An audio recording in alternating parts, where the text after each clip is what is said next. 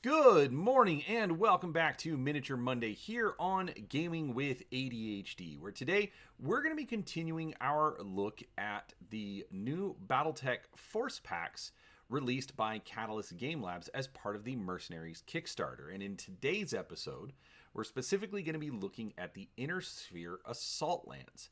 This is 4 brand new plastic miniatures that represent different units available to armies of the Inner Sphere.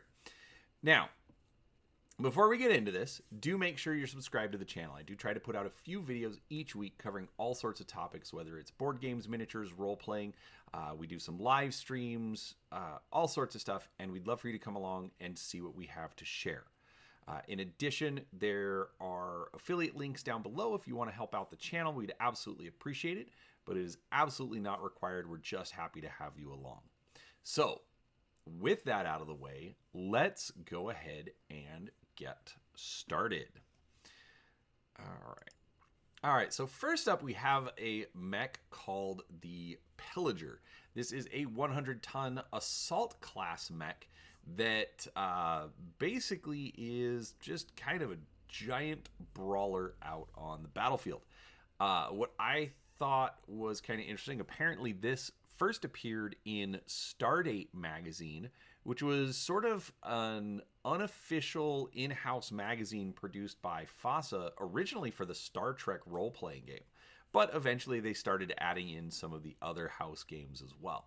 So with this, honestly, it's a fun design. It's mean looking. It's kind of got these claws for hands, a couple of Gauss rifles in the chest.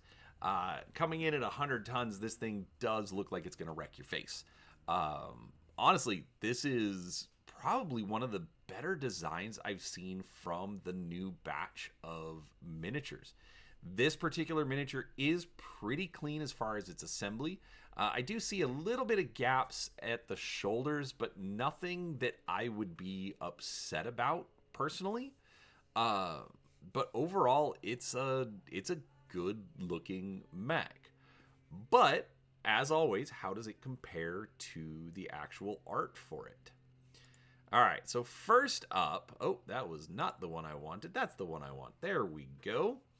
All right, so first up, we actually have the original piece of art from Stardate. Now, if you ask me, this looks a lot like a griffin, just kind of re-stylized. It's got these spikes on the hand and the shoulders, but the head and the shoulder pads themselves very much look like a griffin.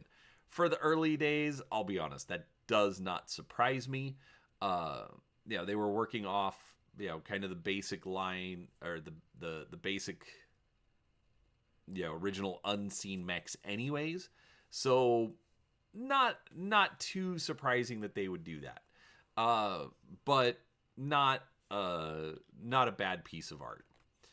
Now, next up, we've got this version from 3058, I believe.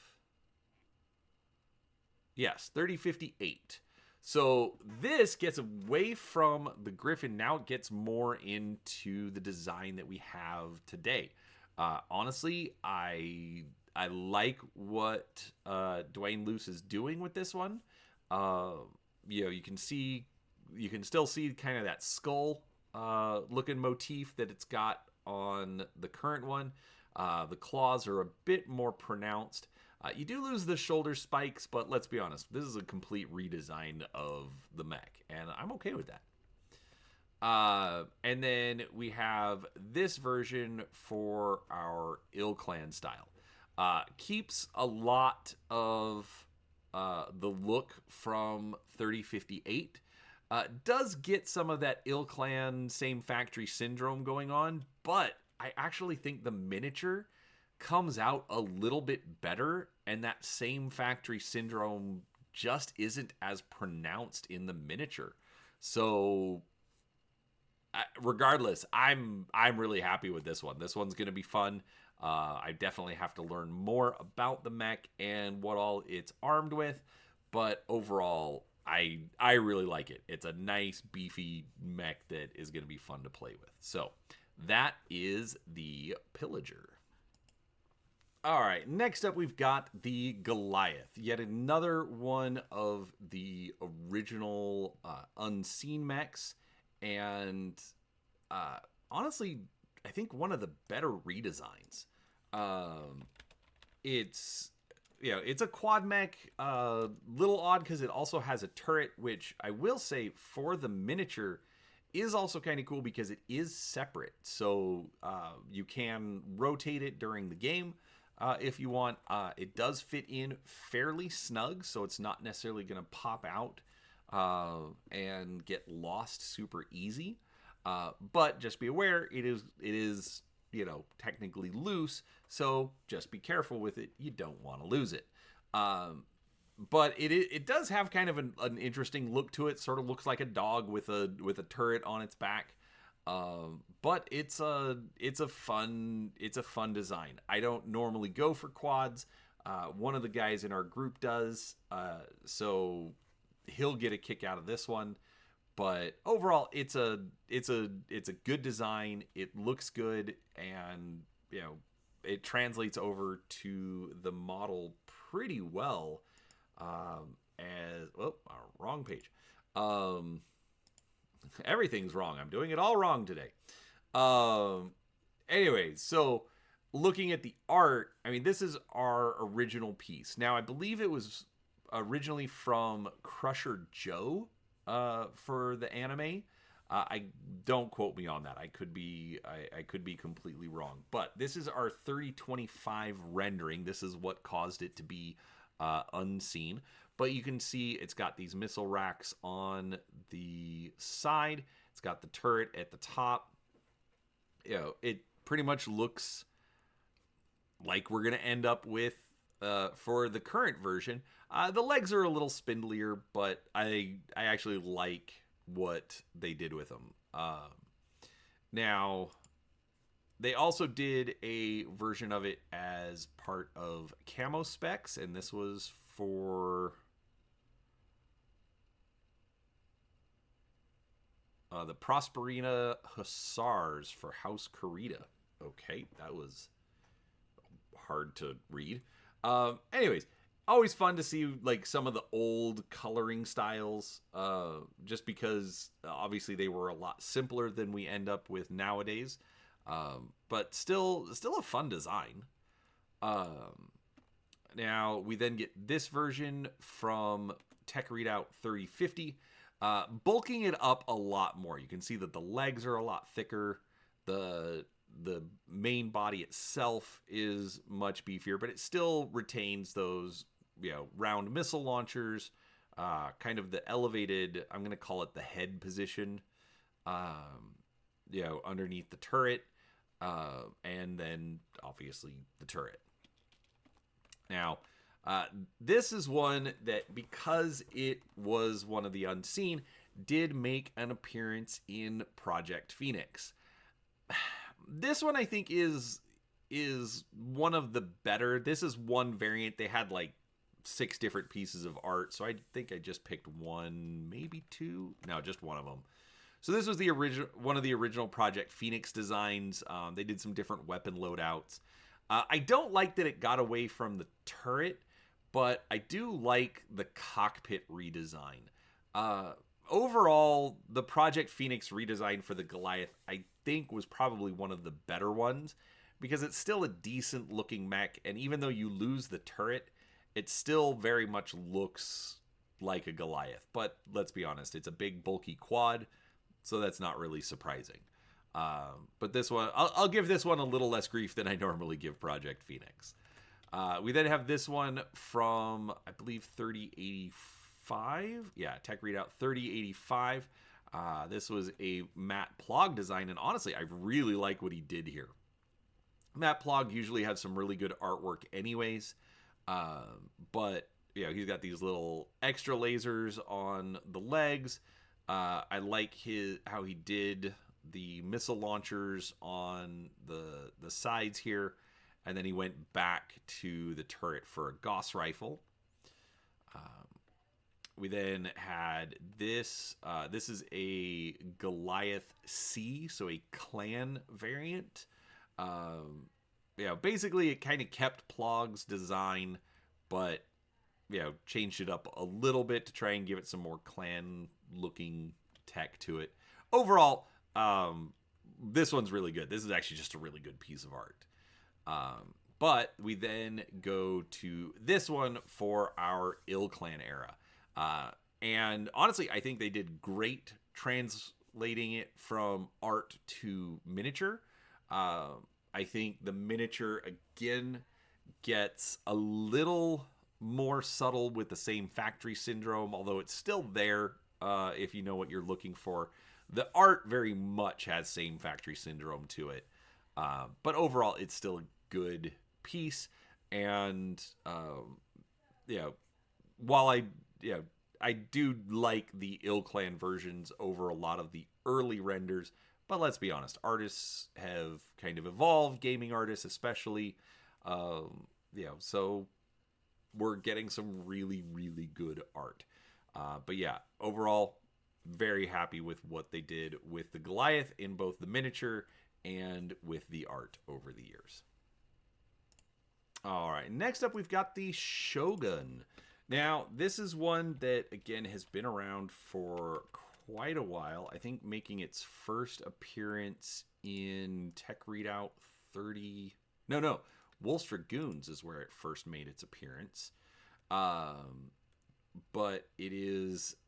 It's a decent-looking mech. It does have very unique styling as far as that kind of rounded... for lack of a better way to put it, sort of like a cockpit-looking style, or maybe a face look. I don't know. I like the look on this particular design. It's, I don't know. It just looks different. This one definitely gets away from same factory syndrome, and overall, the design itself is not. It's not bad. Let's see here. I want to get my focus a little better. Sorry, folks. Nope, wrong way. There we go. That seems a little clear. Overall, the miniature is really clean. Underneath that shoulder launcher on the right-hand side, you can see a little bit of flashing from where they cut it off the sprue. But otherwise, very clean, very nice looking. It's not a whole lot of mold lines that I'd have to worry about. If anybody who's watched my paint streams, you know that I don't clean up the mechs for mold lines very often. So this one, they did pretty well at hiding those so that you can just paint and go. Overall, I've been pretty lucky with all of my packs that generally I'm not too worried about the mold lines, but yeah, not a lot of gaps. So good design, good production on this one. But let's take a look at its art. All right, so this is our first appearance from the Wolf's Dragoons sourcebook. Honestly, it looks very much like the mech that we ended up with in Ill Clan era. Mostly just seems like some cleanup as far as the miniature is concerned. We then get this version from Tech Readout 3050, so mostly it's just cleaning up some of the art. Some of the scaling is obviously a little bit off, but, we've got some nice thick legs. This arm seems a little strangely sized compared to the other arm, which technically should just be a mirror, but whatever. But overall, just a nice cleanup. We then get a version from Brent Evans from 3050 Upgrade. So, again, cleaning up the art. Still looks good. Checkerboards everywhere. Get this one from, I think this was like 3080? No, Operation Klondike. So that would be the the clans defeating the rest of the Kerensky separatists. But again, nice cleanup by David White. David White's another one of just the really good Battletech artists. Guy does great mecha. And then we have our Ill Clan version. So, how did they do at translating the art into the miniature? Honestly, I think they did really well. The arms are, the same size. The shoulder launcher is the right proportion. I mean, honestly, it very much got pulled from the art into the miniature. And I like what they did with it. It's a good design. It's a fun design. It looks a bit more unique. Even the art, I don't think, suffers from the same factory syndrome. So that's always good. But yeah, overall, good miniature, good art, and that's the Shogun. All right, now last up we have the Hoplight. This is a medium infantry support mech. Basically, it's carrying an LRM-5 and an LB-10X. Not a whole lot going on here. Very unique design. It looks sort of like a cicada, or no, not a sentinel. A Mercury. It looks a lot like a Mercury. That's what I would say. But yeah, it's something unique, something a little bit different, which is good. There's, and let's be honest, it's big stompy robots. There's only so much variation you can really do. But this one has a unique enough look to it. The rounded back, the differently sized arms, which actually has a quirk for minimal arms. Overall, it looks different. It looks unique. And I think that's one good thing about this whole set, is that all of the miniatures don't really look like stuff that's come out already. So it's adding a lot of variety to the options that we get to take for our miniatures. Overall, I really don't have any complaints over this particular figure. But what about its art? All right, so our first piece of art comes from the Wolf's Dragoon source book again. Honestly, this is just a nice, good representation of early Battletech art. It's sort of sketch-like in format, but overall, I like it. Honestly, we're not even too different from the miniature we end up for Ill Clan era. I mean, there's the LRM-5 underneath the body instead of over on the side in a pod, but I mean, that's a minor stylistic change, so I'm really not worried about that. We then have this version from Tech Readout 3050. Again, keeps it pretty clean. You still have the autocannon here on the right and the missile launcher underneath the torso.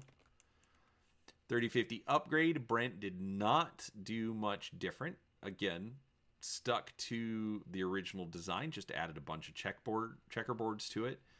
Gave it some of his own flair, obviously, but I just like pointing out the checkerboards because it makes me laugh.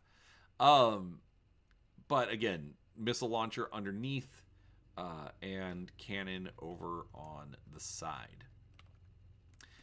We then get this version of the Hoplite from Operation Klondike. And honestly, this is a great piece of art. I really like this. It does get very different from the Hoplite that we saw previously. And then also that we're going to see for the Ill Clan version. But we do get the missile launcher pod and the autocannon arms. So that cleans it up. You can see that the cockpit comes to more of a point. as opposed to the rounded version we have. But overall, it's not bad. This is a good piece of art. I can see the evolution, how it kind of ended up where it is. But yeah, not really complaining, just pointing out the differences.